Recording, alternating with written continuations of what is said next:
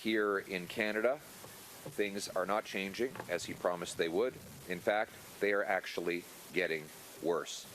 In replacing Justin Trudeau, he claimed that things would be different. Well, they're different only in that they continue to worsen. There have been many grand announcements, high-profile meetings, and grand statements, but none of the results promised. Government spending is growing faster than ever, faster than when Justin Trudeau was Prime Minister. Inflation and the cost of living continue to rise. Housing costs, which had already doubled, are now rising faster than before, and we see that the home building numbers are worse today, even after Carney promised that he would double them. Crime rages in our streets as catch-and-release laws still release the most dangerous monsters to terrorize our communities. Carney has kept Justin Trudeau's out-of-control immigration numbers.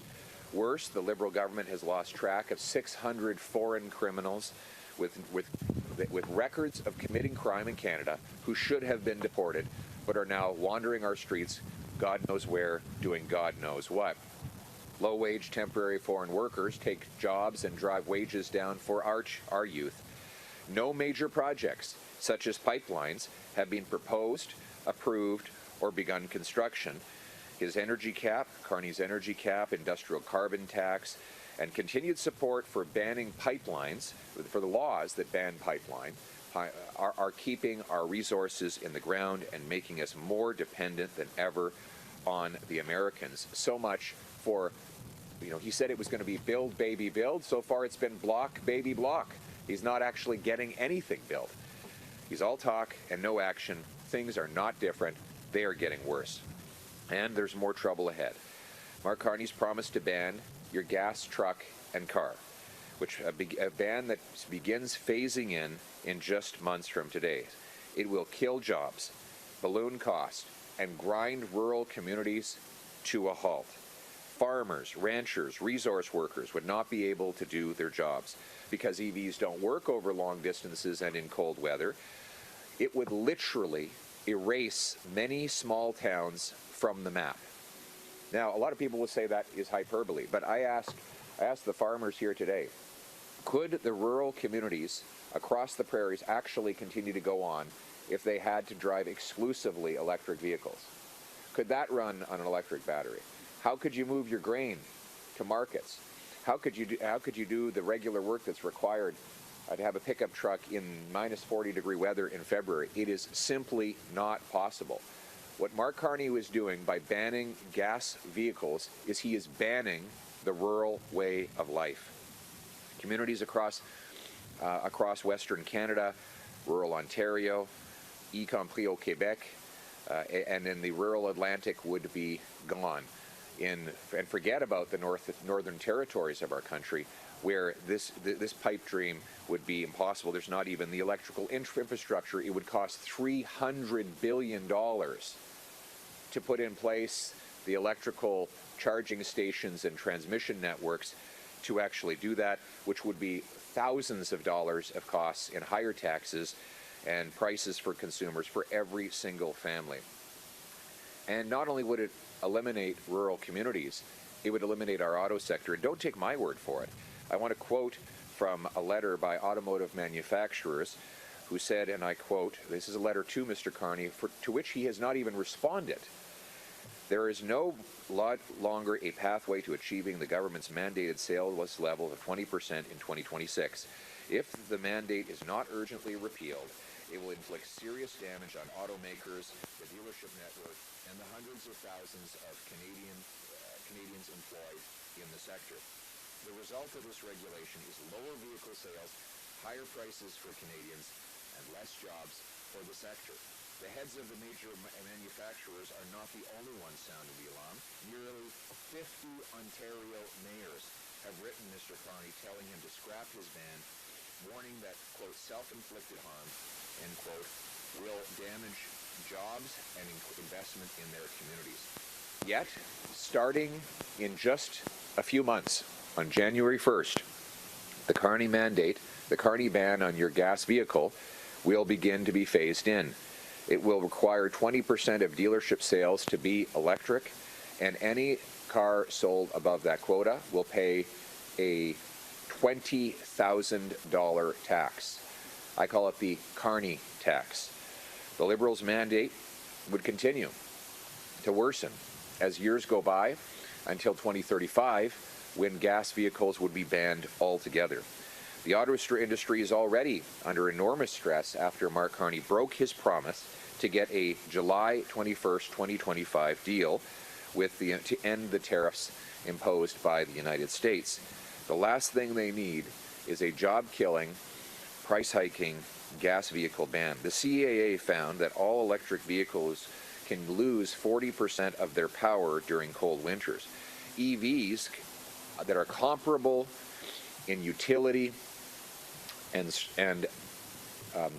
function to their gas-powered vehicles on average cost about $20,000 more. Consumers should be free to choose the car or truck that they drive. They should be able to decide for themselves what they buy and how they get around.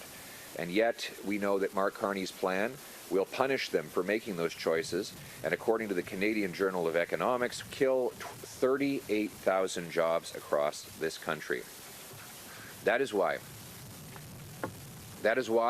I am announcing today that Conservatives are launching a massive nationwide campaign to stop Mark Carney's ban on gas-powered vehicles.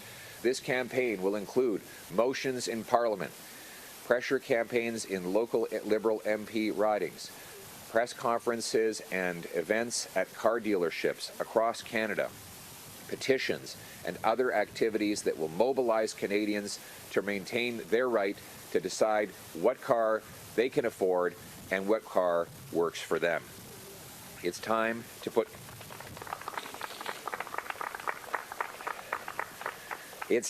Canadians back in the driver's seat. It's time to put Canadians back in the driver's seat so that they can decide what life they want to live. Mes amis, le plan de Mark Carney pour bannir des voitures à essence va tuer des emplois, effacer des communautés rurales à travers le Canada, attaquer les gens dans les régions où on a besoin des camions. Nous, les conservateurs, veulent remettre les Canadiens au volant. Et c'est pour ça que nous lançons aujourd'hui une campagne pour contrer l'interdiction libérale sur des voitures à essence et avec le but pour redonner aux Canadiens la liberté de choix dans l'achat de leurs voitures et de leurs camions. Nous croyons que les Québécois et les Canadiens ont la sagesse et le bon sens de choisir leur propre voiture et leur propre camion. Et nous voulons sauver les emplois et réduire des prix. Après 10 ans des libéraux, les prix sont trop élevés. Mark Carney est en train d'échouer les Canadiens avec un taux d'inflation, le coût de la vie, les taxes et les impôts et l'immigration qui est hors de contrôle. Après 10 ans, Mark Carney a dit qu'il allait être différent encore. Il est encore pire que Trudeau, encore plus coûteux et encore plus incompétent. Nous avons besoin d'un leadership conservateur pour défendre nos communautés dans les régions, nos consommateurs et nos familles. Et c'est pour ça que nous allons défendre votre droit d'avoir un véhicule à l'essence et de vous remettre au volant. My friends, it's time to put Canadians back in charge of their lives. And, it brings back a lot of not just memories of those road trips and the visit to the farm, but when we used to come out here from Calgary, driving that distance to visit family here, my parents told me that the opportunity in this country was as big as the prairie sky, that if I wanted something in life, I just had to work hard for it, and it was possible here in Canada. That's the country that we've lost over the last 10 years. But the good news is we as Conservatives are going to fight to restore that great Canadian promise so that anyone from anywhere can achieve anything, that hard work pays off. And whether you come from a farm in the prairies or an assembly line in the manufacturing belt of Ontario, ou vous êtes un fermier au Québec, or if you are a fisherman from out east If you work hard, you can have a great life, build a beautiful future for your family. That's what Conservatives are working to build, and that's what we'll be fighting for when we get back on the floor of the House of Commons in September. Thank you very much.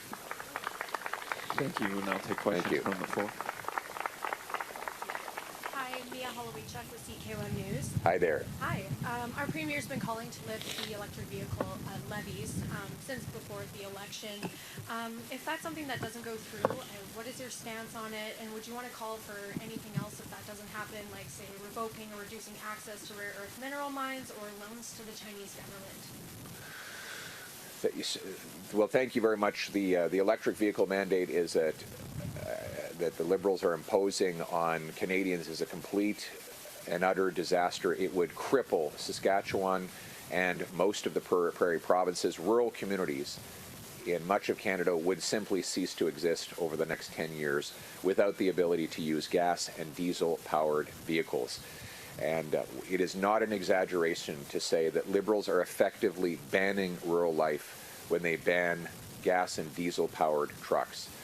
That is why today we have announced that Conservatives are launching a nationwide campaign, including in the House of Commons, to force the Liberals to back down on the Carney tax and the gas vehicle ban, to allow people to have the freedom to choose the vehicle that is most affordable and most effective for their lives, and to put Canadians back in the driver's seat. Thank you. Thank you. Next question.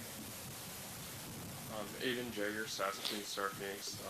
Do you support encouraging solar panel production in Canada, given our mineral resources and the global shift to renewable energy to help grow Canada's GDP? So I support the free market. I believe that we should buy the energy that is most affordable for Canadian families. I don't believe that we should bring massive government subsidies or force Canadian consumers to pay higher electrical and power bills to subsidize solar panels or any other particular type of energy production. We need to harvest our resources in this country. We have cheap, affordable natural gas. We have hydroelectricity here in Saskatchewan. We have the biggest supply of uranium anywhere on Earth, something Corey Tucker, our nuclear energy critic, could tell anyone about. And those sources of energy are Canadian-made. They are affordable. My purpose when it comes to energy, we need low-cost energy. The best way to defeat poverty and expand the quality of living of our people is to have affordable, reliable energy using the massive abundance of resources we have beneath our feet. But unfortunately, Mark Carney is keeping in place Trudeau's anti-development laws, C-69, which makes it 19 years to get a mine approved. So how are we ever going to get the critical minerals and the uranium to the surface in order to power nukes? How are we going to get hydroelectric dams built when they have to go through 10 or 11 years of reviews by the federal government? How are we going to get natural gas production booming to supply generators for electricity and heat for our homes when Carney's anti-development laws keep everything in the ground? The reality is Mark Carney is not different than Justin Trudeau. He is worse. What we Conservatives are calling for is a Sovereignty Act, which will allow us to become energy independent. Let's legalize pipelines and rapid development by repealing C-69. Let's legalize shipping of oil off the North BC coast by repealing C-48. Let's get rid of the energy cap to produce more Canadian petroleum in Western Canada, Newfoundland, and Labrador. Let's get rid of the industrial carbon tax to produce more at a lower cost. And of course, let's get rid of the Carney tax and let people drive any car or truck that they choose. That's what we're saying. Cheap energy, a powerful economy, a sovereign Canada. Thank you. Next question. Oh, hi. Jeremy Warren from CBC Saskatchewan here.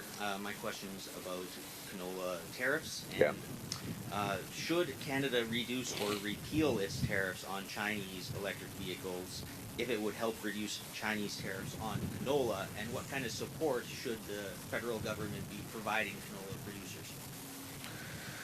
Well, first of all, let's recognize that China's tariffs on our canola producers are totally unjustified. They had already targeted our beef producers before there were any electric vehicle tariffs imposed on them. So the Chinese government has mistreated our economy for many years. I believe the first thing we should do is cancel the $1 billion federal loan that Mark Carney is extending to BC Ferries to have them buy Chinese ships. Mark Carney is giving $1 billion of shipbuilding contracts through a taxpayer-funded loan to the Chinese government and the Chinese economy. That is crazy. At a time when they're targeting our farmers, I think we should look at ways we can penalize the regime in Beijing for targeting our farmers. And so far, Mark Carney has said nothing about the canola producers. It's like he doesn't care about Western Canadian producers. You know, I had my team check his Twitter account. He hasn't tweeted a single thing about canola, yet he's been able to tweet about International Cat Day. So isn't that nice? You know, we need a prime minister who will actually stand up for all Canadians, including and especially our prairie producers. Thank you. En français, s'il vous plaît.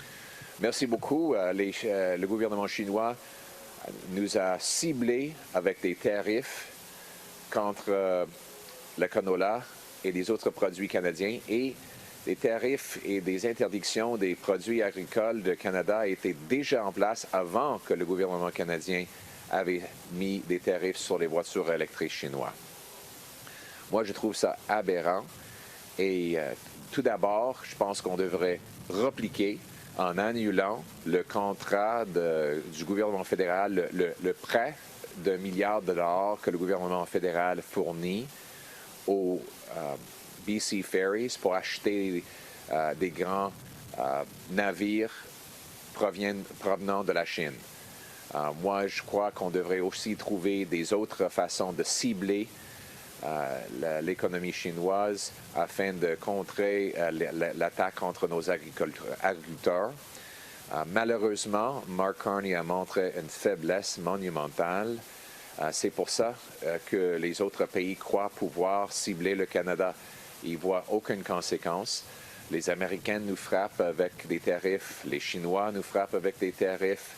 Le premier ministre ne fait aucun progrès pour ouvrir des autres marchés outre-mer afin de diversifier nos marchés. Donc, les pays du monde croient pouvoir nous attaquer sans conséquence.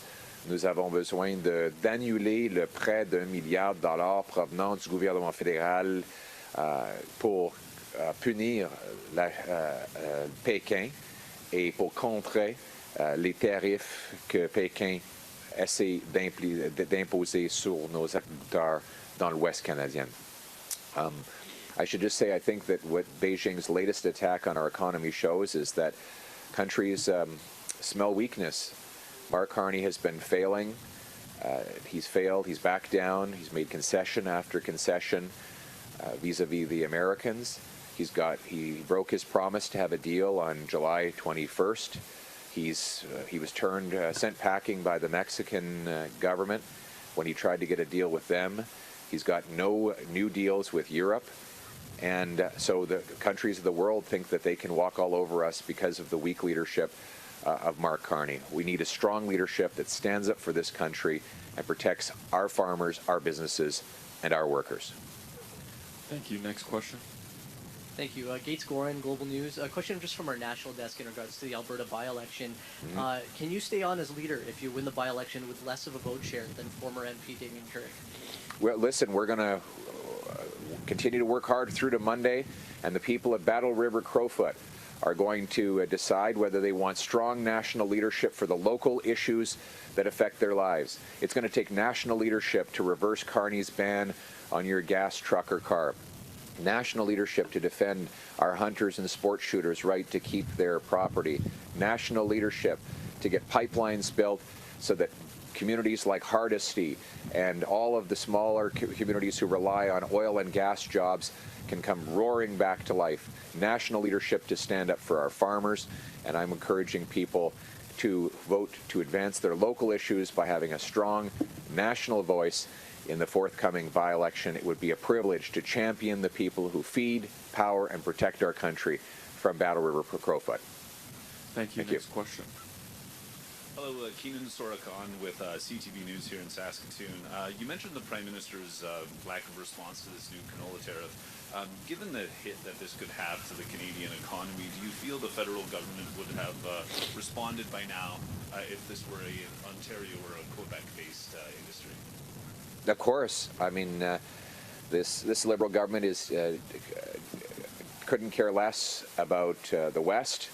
They disrespect its main industries. They don't. The Liberals don't care about Western farmers and Western producers.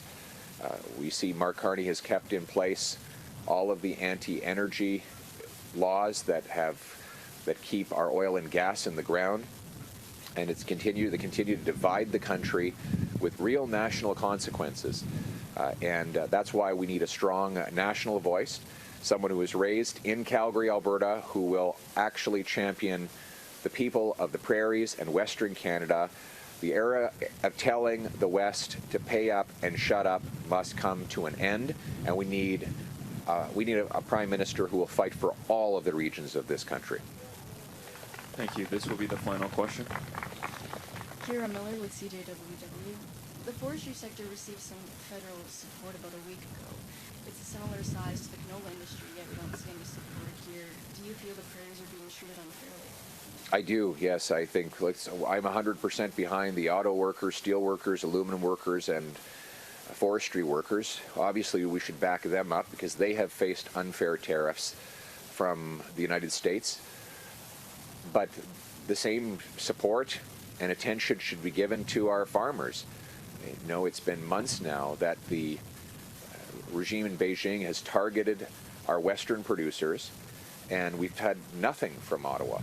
You know, why aren't the tariffs from the government is collecting on Chinese EVs and other Chinese products being flowed back to the canola producers in Western Canada? You know, there's a tariff dispute with the Chinese government. The money raised by the Canadian government in that dispute should go back to the people who are paying the bills, paying the price, and that, of course, is mostly our canola producers. So it's time for the federal government to start treating the prairies in Western Canada with the respect people here deserve. It's time for a strong voice to stand up for the West. En français. Merci beaucoup. Merci beaucoup. Moi, je suis 100% en arrière les travailleurs en aluminium, en acier, en foresterie. Et oui, bien sûr, le gouvernement devrait appuyer ces travailleurs-là à cause des tarifs non justifiables auxquels ils font face, mais en même temps, il n'y a rien pour les agriculteurs depuis les tarifs que le gouvernement chinois a appliqués à nos producteurs. Le gouvernement fédéral ne fait rien. Ça montre un manque de respect. Les tarifs qui sont récoltés par le fédéral devraient être acheminés, en partie au moins, aux agriculteurs qui sont frappés par des tarifs non justifiables provenant de la Chine. Et c'est pour ça que je veux être une grande voix pour défendre les intérêts de tous les agriculteurs à travers le Canada, y compris au Québec. On doit être juste pour tout le monde dans toutes les régions du Canada. Thank you. That concludes this press conference. All right. Thanks very much, everyone. All right. Alors, Pierre Poilievre, qui est en Saskatchewan.